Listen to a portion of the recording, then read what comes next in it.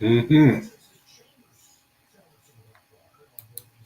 All right, here we go.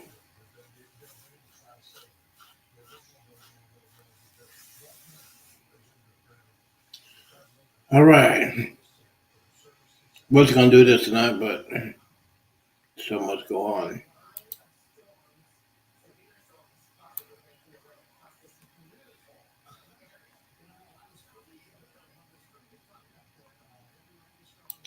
All right, here we go. Get ready to start.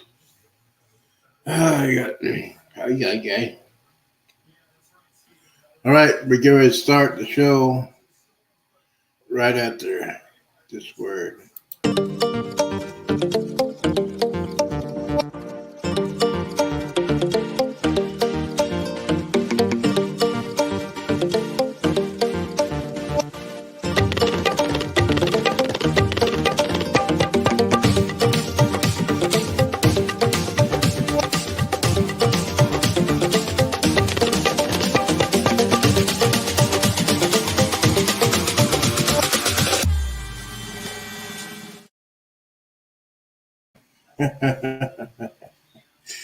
Good evening, content creators. Good morning, good afternoon, and good evening, and welcome to the show. Wow, what a busy day. What a busy day. What a busy day, guys. Thank you for coming in tonight. I don't know how it's going to do this tonight, but it's a very busy day. First and foremost, we're going to need to pray for our incredible pilots of the United States Navy and the United States Air Force. We're doing some incredible missions today and tonight or the next couple of days. Uh, Especially those B-1 bombers. Got to fly from America, refuel over the Atlantic, going towards the Middle East. That's a long way. That's like 15, 16 hours of flying. So just be on the workout on that one. Appreciate it. Guys, what is the title of the show tonight? We're going to talk about first time cruisers. Let's see if we can get some people in here.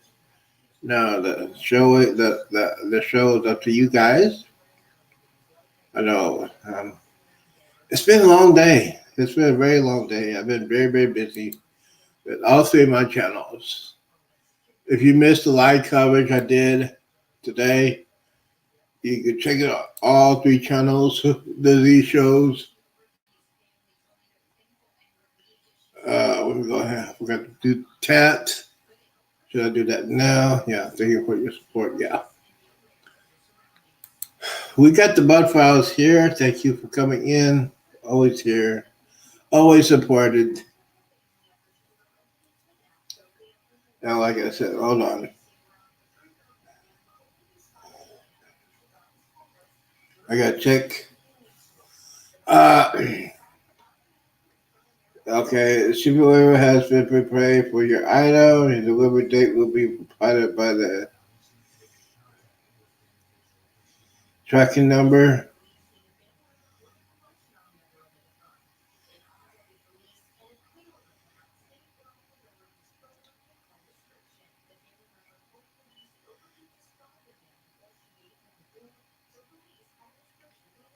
I'm just checking my information. Okay. Yeah. I should be getting my phone today or tomorrow. But yeah, Samsung Galaxy 24S. Uh, so yeah, I get my new phone this weekend. I'm very excited about that.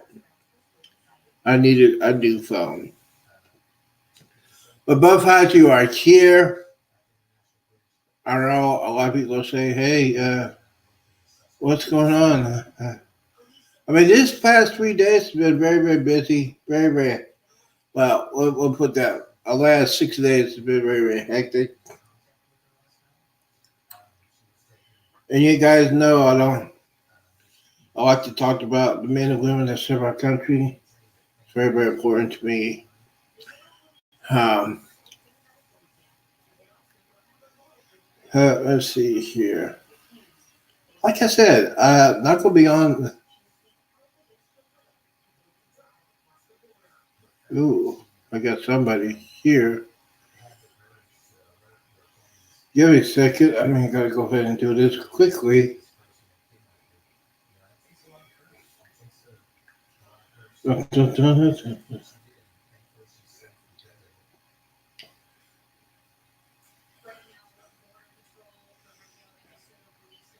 Yes, this is a Z Power Hour. Just gotta make sure everything's working.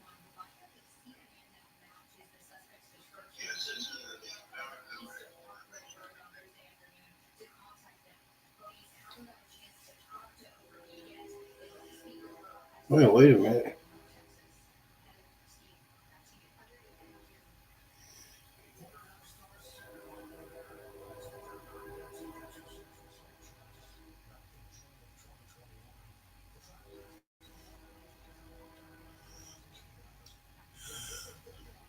Hey,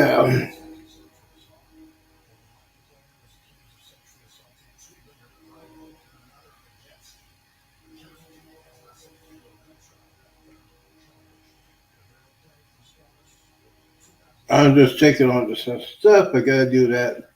Always gotta check what's going on.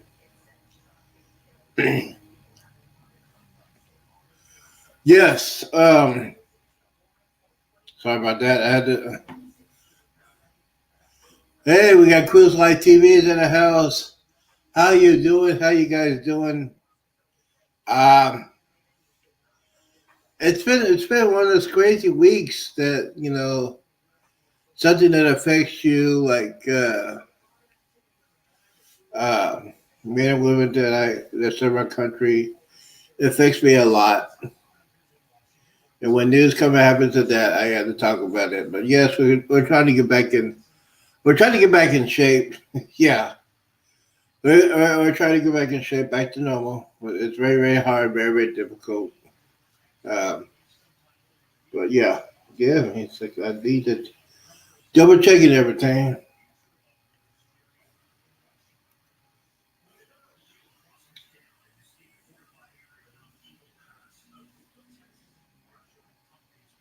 Cruise Life TV's in the house. Thank you for coming in.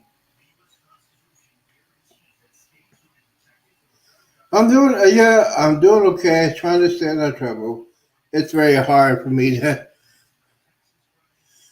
Yeah, it's been very hard for me this past 6 days, especially when you go through something like that.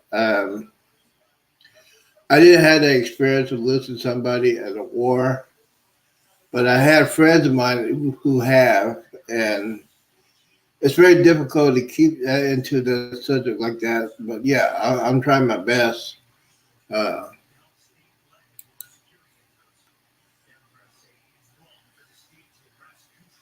I'm just checking on. I thought they were doing some live reports. But yeah, it is like early Saturday morning in the Middle East.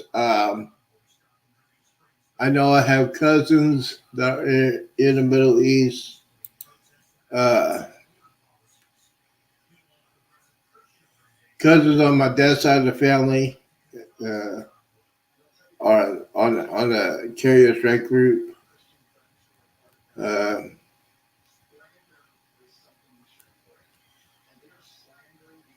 okay, hold on. We got okay. Hold on. Um, Let me go ahead and do this quickly. I need to check.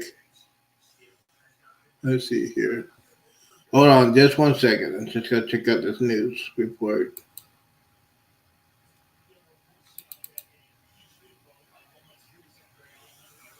That were hit were all of our very own choosing.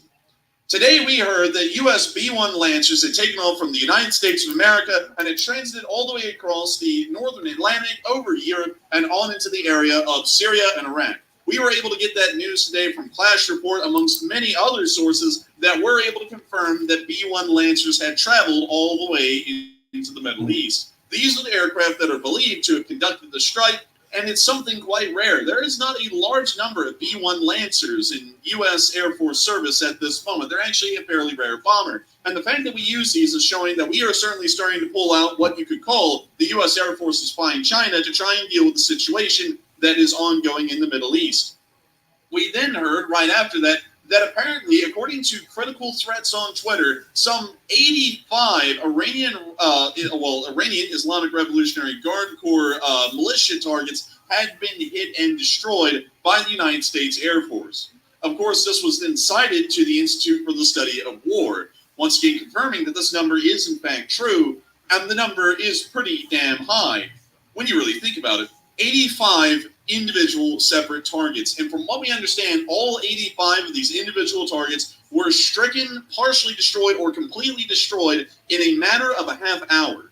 The United States destroyed 85 bases in a half hour.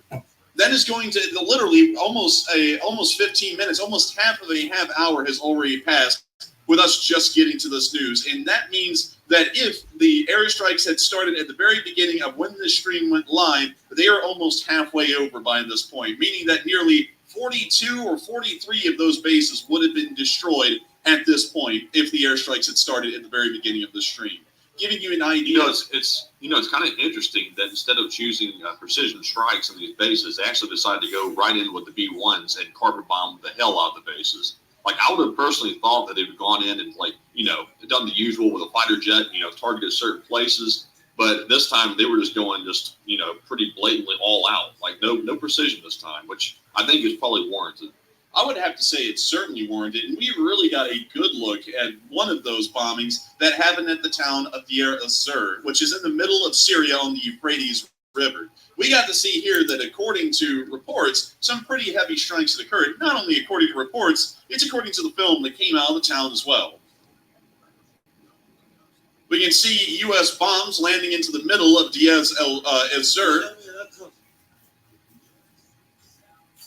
And we can see some secondary explosions as the shockwaves are hitting the cameraman.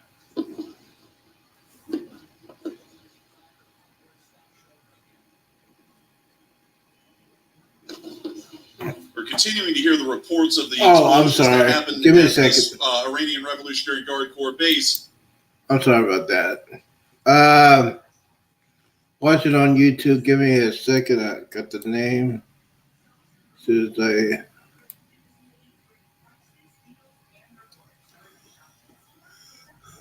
what's the name of this channel I found? Give me a second. I'm trying to figure out. I hit it accidentally.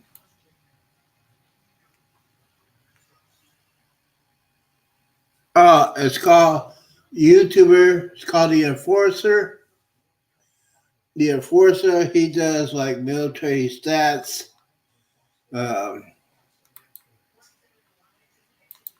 Yeah, but his channel's name is The Enforcer. I like him. Yeah, I like him. I like him pretty good. He did the strikes when Trump was president, and it's called The Enforcer. He does like breaking news, like in the Middle East. He did some reports on Ukraine. And I talked to him a couple of years ago, but yeah, it's pretty good stuff. We'll go ahead and put that back on because he's one of the cream of the crop. He has Possible. sources. They got the cows, the chickens, the vibrating phone, the TV. Oh, little missile cook-off here. Yeah. Well, I would have to say that based off of the secondary explosions of missiles flying out of the ammo cache that's on fire, it seems as though the U.S. Air Force had some pretty solid information as to where these ammo storages and camps were for the Iranian Revolutionary Guard Corps, because this is a confirmed base that was hit and destroyed due to the presence of ammo that is now conducting secondary explosions or more so cook-offs. I mean, hell, it's almost like a rad barrage going on out there at this place. It must be chaos near this base.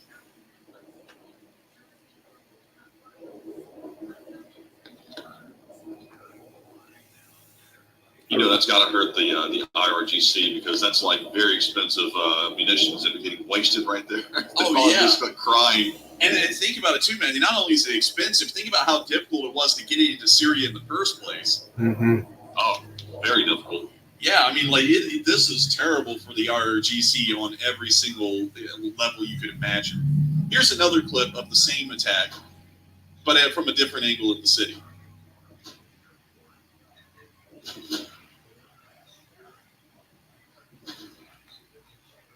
Man, this city must be like full of like animals surrounding it. Like there's nothing but like wildlife around here. The flora and the fauna. I think the U.S. ended up cooking some of those flora and fauna to absolute perfection near the strike area, but nevertheless, once again showing that the U.S. is really going all out. And also, really quickly, the last thing we're about to be moving to here in the area between Syria and Iraq, as far as the airstrikes go here, that's not all of them, though. We have to now move down to Yemen and start talking about some airstrikes that happen down there, is the town of Qaim. So I'm going to quickly say, I think we have a very good idea of where the B-1 Lancer was flying. It appears that it took a path straight down the Euphrates River and laid down hellfire and destruction all the way into Iraq at Qaim, and then it turned off, most likely to go rendezvous with the KC-135, refuel, and then start flying right back to the United States. Yeah. So, notice that, Mandy, that the timestamps, as well as the video footage, is lining up perfectly with a B-1 Lancer just flying down the Euphrates River towards the southeast and dropping bombs as it goes, which is very wild to look at on, like, the clips where they're geolocated and everything such as that. But moving on down. It's almost like the B-1 took a road trip and made pit stops along the way, and the pit stops were a little fiery than usual. Dude, this was like Santa Claus dropping off presents. He just flying straight down the river, giving presents to all the IRGC guys. He gave a whole new meaning to Santa's ho ho ho. He's not ho ho ho, and he's calling them a ho ho ho. Dude, he was laying waste to some hoes. I mean, like, you know what I mean. But moving on from that, we got to see some secondary explosions near. And let me make sure I get the town name correct. Qaim in Iraq. Okay, which one? So here's those explosions. All right, hold on. Give me a second.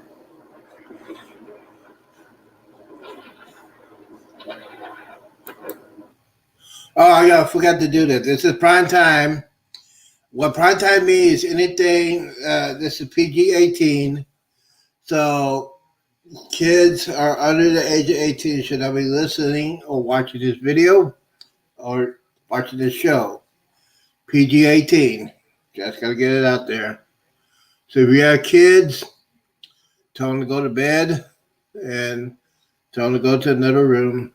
I'm going to play this. Continue. Now we can see even another angle.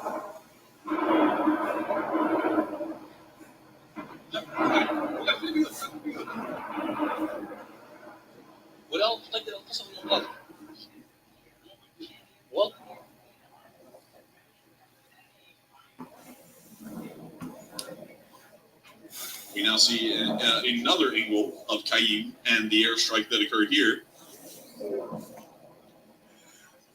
If these type of attacks happen to anyone else rather than these folks, they would probably think twice before acting against the United States again, but I doubt these people will learn their lesson even with those. I'm going to be honest with you. I agree. That actually is about to segue us on into our very next bit of news here, the segment of news about the Middle East, because it appears that the United States is in a very similar mindset to what you and me are believing as well.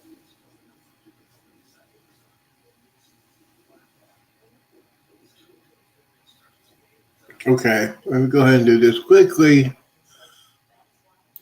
So let me give you a quick update. What happened this afternoon, right around 3:45, 4 o'clock Central Time. So that was 5 o'clock Eastern. Airstrikes started doing attacking Iraq and Syria, talking about Iranian special forces that were in Iraq and Syria. The one the terrorist attack that hit our base. Now they're doing a retaliatory strike. This is going to be in phases. As of right now, it's probably it's in the morning. So this is like last night, their time, but it was like about 5 or 6 hours ago. I think they conclude the airstrikes, and yes, they do the airstrikes at night. Uh, it's one of the things I really like about our military.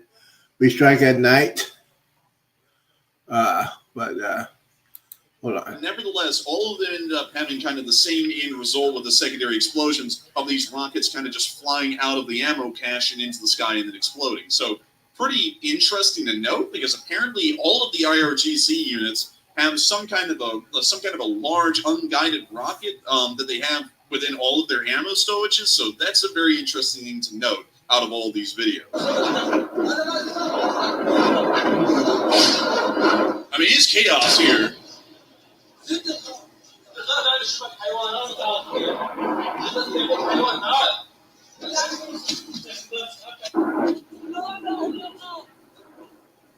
We see even more explosions, and once again the rockets going out of control and cooking off from the massive fire that's now consuming them. Mm-hmm.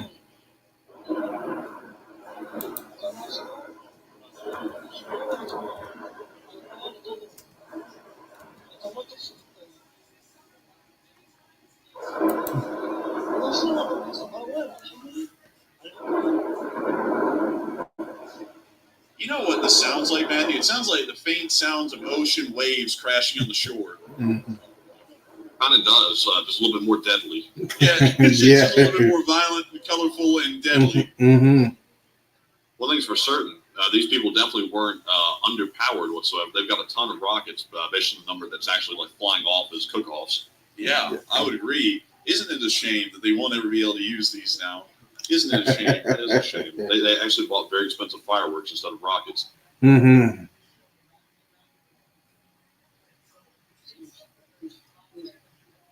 And now we can see that the cook-off appears to have ended. Yeah. Also, PR Bet, great question. We sadly don't know how much those rockets cost. We don't even know what kind of rockets they actually had within these ammo storages at the moment. So, unfortunately, we don't have exact info about the rockets that were, of course, cooking off. But we will be trying to get that. Hopefully, the U.S. Department of Defense will have that information hopefully by tomorrow. But moving on from that and into our next little bit of news, we once again got to see a third angle of the cook-off happening at Al-Qaim. This guy was really close to the fire, actually. It looks like he's maybe about a half mile away or less. I'll be right back. Dude, this is the Iranian equivalent of the Iron Dome, which is called the Iron Knobhead. But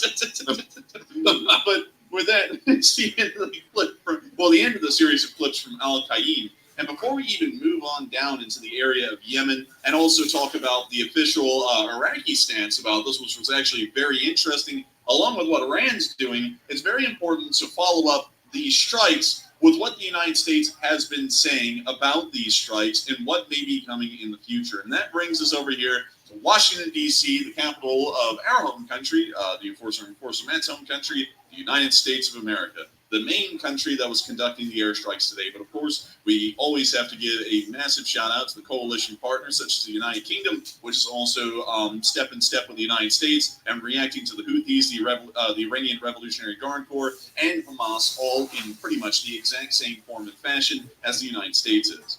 We did get to hear, apparently, that there was a statement, a written letter issued by the Office of the President of the United States, which I'll be reading to y'all right here.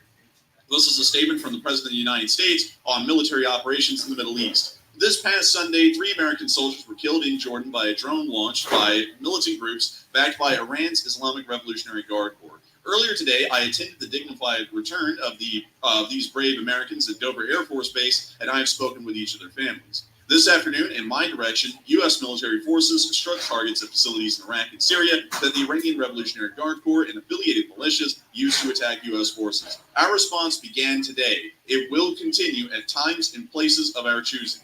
The United States does not seek conflict in the Middle East or anywhere else in the world. But let all those who might seek to do us harm know this. If you harm an American, we will respond. An official statement was also given by the Department of Defense stating that this is only the beginning and further attacks will continue throughout the entirety of the Middle East until the situation is quelled. According to the Secretary of Defense, Lloyd J. Austin, This is the start of our response. The president has directed additional actions to hold the IRGC and affiliated militias accountable for their attacks on U.S. and coalition forces. Once again, showing that today was not the very beginning and the end of really an awesome and unbelievable air campaign of an unbelievable scope and size. This is only the mere tip of the iceberg, and many more kinds of airstrikes very similar to this, or even armed forces action on the ground, may be coming around the corner. But one thing that is certainly starting to be brought up is that the United States clearly in those statements believes that the situation is not going to be quelled by this massive air campaign that happened just tonight. And Matthew, I would think that that is something that is possibly showing that there may even be a larger conflict that might come out of this, or maybe it will start to severely destabilize the region. So yeah, after the U.S. began striking those forces in Iraq and Syria today, many people are wondering if the actual region itself in the Middle East is actually going to start destabilizing.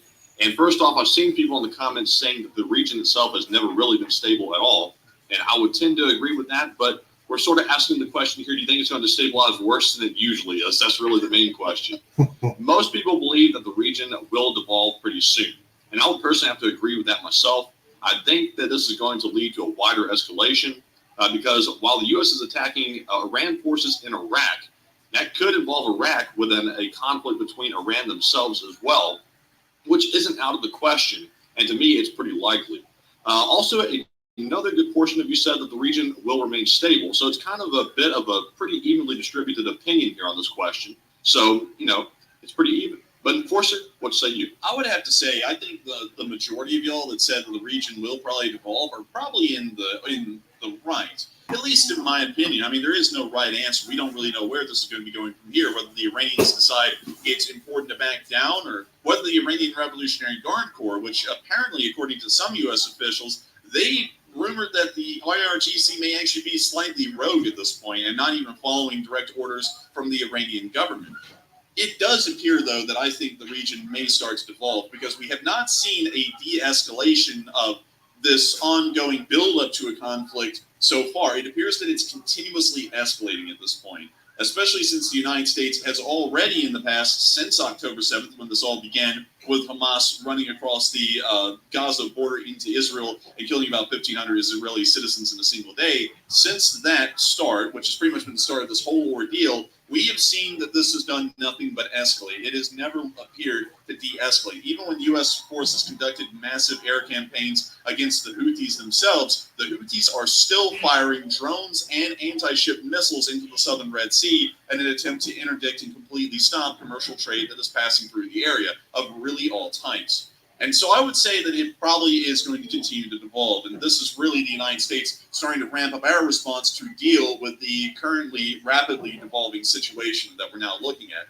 But a large amount of y'all also say that the region will possibly remain stable. And there is a little fair argument to actually be made there, Matthew, because believe it or not, Jordan, the nation of Jordan, or the Emirate of Georgia, Jordan actually joined in the airstrikes that happened today, at least in a small form, trying to show solidarity with the coalition and Western forces that are operating in the area. We also know that Saudi Arabia is aligned with the United States as well as Israel, and we also know that the Free Syrian Army and other pro-American groups in Syria are once again backing and supporting the United States as well. So it's entirely possible that the region may largely remain stable, but nevertheless, there is this massive underlying element of IRGC forces practically everywhere at this point, and it's except for Jordan and Saudi Arabia.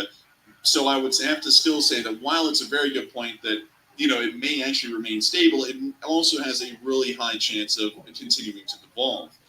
But I think personally, it would be in everyone's best interest in the Middle East for all these state actors in the Middle East to join in with the United States to help crush the threat of Iranian proxies, because if the proxies keep on attacking our forces, and then we have the Houthis in Yemen attacking these vessels going through the strait right there, that's going to cause the U.S. to come down even harder in the region, which is going to destabilize it for certain, in my opinion. So even if these countries necessarily don't like the United States, step in step, they'd be wise to step in at least momentarily to try to stifle the proxy forces, or otherwise it's going to lead to a really bad escalation. But one thing I was surprised about today is Iraq is getting really scared I saw some Iraqi officials saying that the attacks that were conducted by the U.S. are going to eventually lead Iran to go to all-out war with Iraq over that. I'm not sure if that's actually going to happen because surely Iran knows that Iraq does not control the actions of the United States, but that could lead to a conflict between those two, or at least the Iraqi officials believe that's the case. And that's something very interesting because we did actually get an official statement today from the Iraqi army condemning the actions of the United States of America. According to the official statement, the Iraqi army condemned the U.S. airstrikes against Iran-backed militias in Iraqi border areas, calling the air assault a violation of Iraqi sovereignty and a threat that will drag Iraq and the region into unforeseen consequences. That was said by Yahya Rasul Abdullah, a spokesman for the commander-in-chief of the Iraqi armed forces, that then asserted that the strikes come at a time when Iraq is striving to ensure the stability of the region. And that, of course, comes right after the 85 bases were stricken by U.S. forces today across the entire area. It's showing something that was actually quite shocking. Apparently, the violation of their sovereignty of having pretty much Iranian forces that are official / semi-official / unofficial Iranian forces in their nation aren't a violation of their sovereignty, but somehow the U.S. bombing these people who are illegally inside of Iraq is somehow now a violation of Iraqi sovereignty. I have to be quite honest with you all. I'm not really understanding the Iraqi position here. I think it's more so coming from a position of fear, more so than it is of reasonableness, because if the Iraqi armed forces were reasonable, they would have already assumed that a terrorist group like the Iranian Revolutionary Guard Corps or the Islamic Revolutionary Guard Corps being within the borders of their nation already serves as a violation of their sovereignty because it's usurping the Iraqi government. I mean, there are It's kind of funny. It's kind of funny that when the crap actually hits the fan, that countries like Iraq start getting horrified that Iran might do something to them for some reason, whatever reason that may be at this point. I'm not sure. But, it's like, how come they're going to get scared now? Before this happened, they really weren't saying or objecting to anything strongly like this. But now all of a sudden they have cold feet. It's like, you can't be on the fence. Like, Iraq's going to help the United States out and try to eliminate this threat, which Iraq knows will have to be addressed eventually by the West. Or they can start, taking an opposite stance and sort of align themselves with Iran and end up getting caught in the United States crossfire as well, because that's what they're going to end up doing. That's probably what they're going to end up doing. And I do not have to remind any of y'all that the Iranian the Islamic Revolutionary Guard Corps and other groups that are affiliated with Iran have actually gone to blows with the Iraqi army just as recently as a few days ago, attempting to ambush an Iraqi convoy driving near the Iranian border area. I'm going to show y'all this clip again, because this is something that we have to remember only occurred a few days ago. Now, according to the caption, this was an ISIS force, but from what we understand, ISIS is now being supported a lot like the IRGC, a lot like Hezbollah and Hamas as well, by Iran. So this is an Iranian-led attack, pretty much, or an Iranian-sponsored attack on the Iraqi government and the Iraqi army that we're watching right here. This occurred only about 5 days ago. And knowing that these people are usurping the authority of the Iraqi government, attempting to kill soldiers of the Iraqi army on patrol, you would think that the reasonable and logical response by the Iraqi government would be to support U.S. and coalition actions to destroy these terrorists and possibly stop the further growth of anti-government forces in Iraq. I mean, this video right here is a pretty powerful indicator that Iraq must be absolutely terrified, because it does not make any logical sense to go against what the United States and the coalition has done tonight. But speaking of which, there is a little bit of a reason, I guess, that Iraq would start to be getting cold feet and start to get really concerned about the situation. As a report came out today from Global Military Info on Twitter, which was once again corroborated by further sources, that according to Iranian officials to the New York Times, Iran has placed and activated surface-to-air defense systems and ballistic missile launchers along the border with Iraq. This is only a stock picture, probably from the Iran-Iraq war, of some kind of Iranian missile launchers. But beyond that, we are starting to hear that, according to Iranian officials, there is a forced buildup coming to Iraq's border that they're starting to try and pressure the Iraqis with.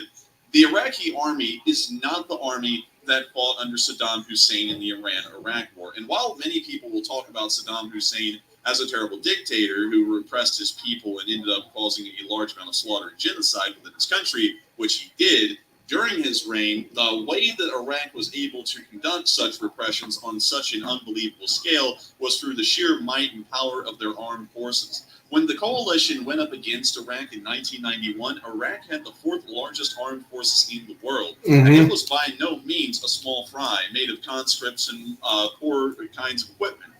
Iraq had some of the most advanced military equipment provided by the Soviet Union that was seen outside of the Soviet Union's borders. They were truly a force to be reckoned with, not only in size, but in technological ability for the time, at least as far as the Soviet Union could provide by that point. And, of course, the Gulf War happened in 1991, right when the Soviet Union was dissolving. So, you know, kind of the current end slash the Soviet Union, because it was a weird time in history. But nevertheless, the Iraqi army is not that kind of an army anymore. It is actually a lot smaller than it used to be. It does have a decent amount of U.S. equipment, but at the same time, we're not really sure if the Iraqi army has the kind of morale and cohesion that it did under the command of Saddam Hussein and all of his weird, sick cronies that were running the country with him.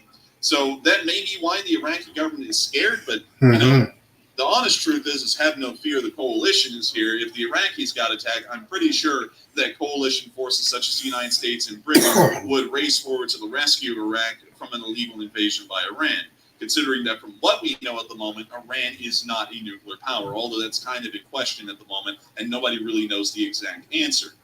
But moving us all the way down from the very top of the Arabian Peninsula and down towards the area of the Houthi-controlled parts of Yemen, we did hear that apparently there were some airstrikes that were also conducted within Houthi territory tonight as well. As a telegram put out that U.S.-British airstrikes occurred east of Sadat in Yemen, according to a Houthi-run Al Jazeera news agency.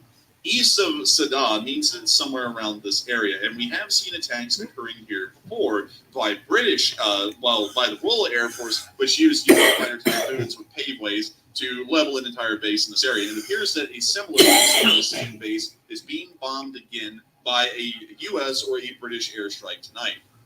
Nevertheless, it appears that the United States is continuing to try and quash this rapidly growing and rapidly devolving situation in the Middle East. And we can see, at least at the moment, because many of y'all may remember that back on October 7th and a little while afterwards, the news that was coming out of Israel about the ongoing conflict with Hamas and the Israeli Defense Forces was very active and very fast-paced.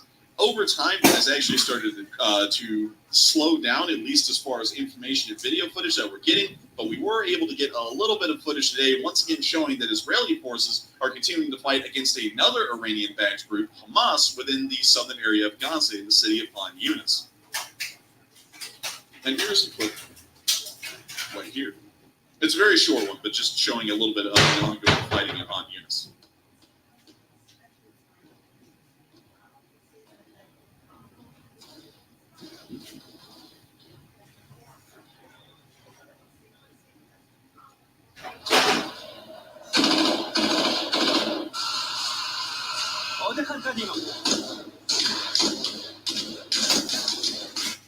Firefights, of course, continue throughout pretty much. Nice house, by the way. Did you see that? Oh, yeah, it was a really nice house, and it's kind of a little, you know, I'm going to have to go back to that video and point that out real quick, because it's kind of odd to have such a nice house that practically looks like a California, like San Francisco type mansion in the Gaza Strip when, you know, forces like Hamas try and make it sound like everyone in Gaza is dirt poor. And then you get around this little courtyard here, you look inside of it, that is a pretty nice mansion right there with a very nice little front yard and garden attached to it.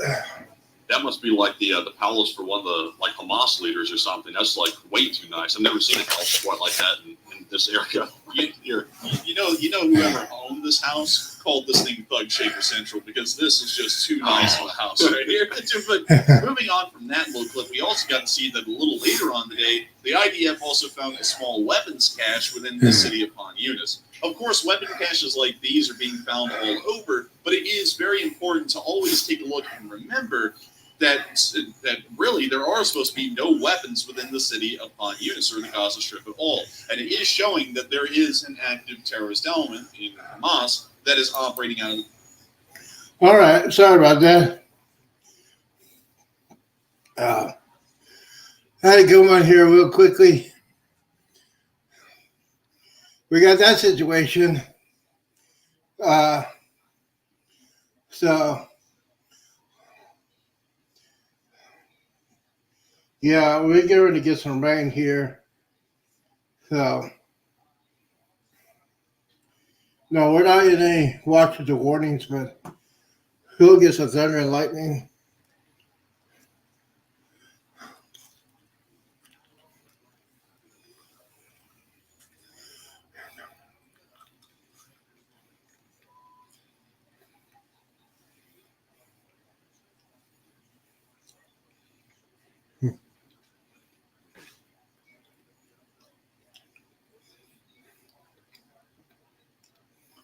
So yeah, I'm getting ready to get out of here, but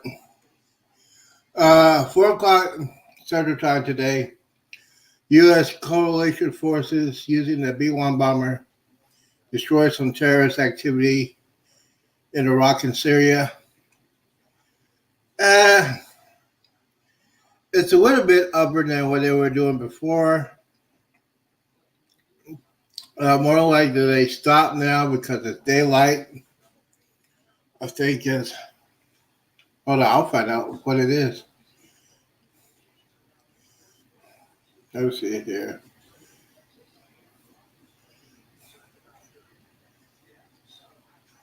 What time is it in Syria?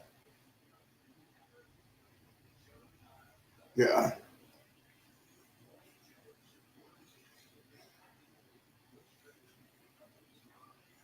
Let's see here.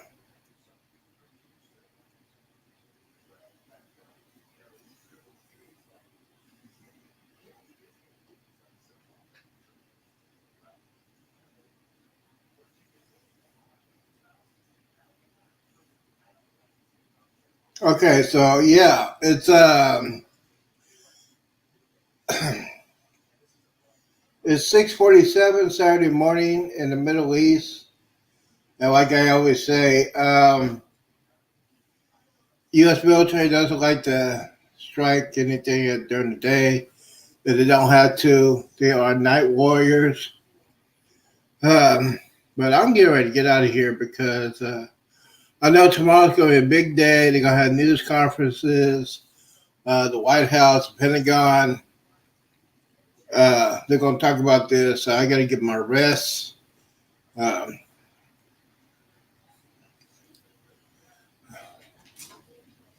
Oh, there goes my door. Yeah, it's getting windy.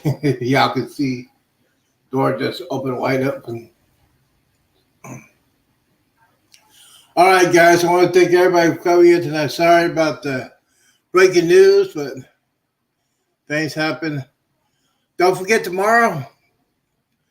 Tomorrow and this weekend I'll be on. Guys, don't forget to hit that like button and subscribe. If you have any questions about what happened today, put out to comment, and I'll talk to y'all tomorrow. Please do not drink and drive. Do not hang around with knuckleheads to do it. Always, always, always drink responsible. And please pray for our military as we do these terrorist attacks, airstrikes. Please pray for our pilots. Peace out. Deuces. And we're out. Leave out.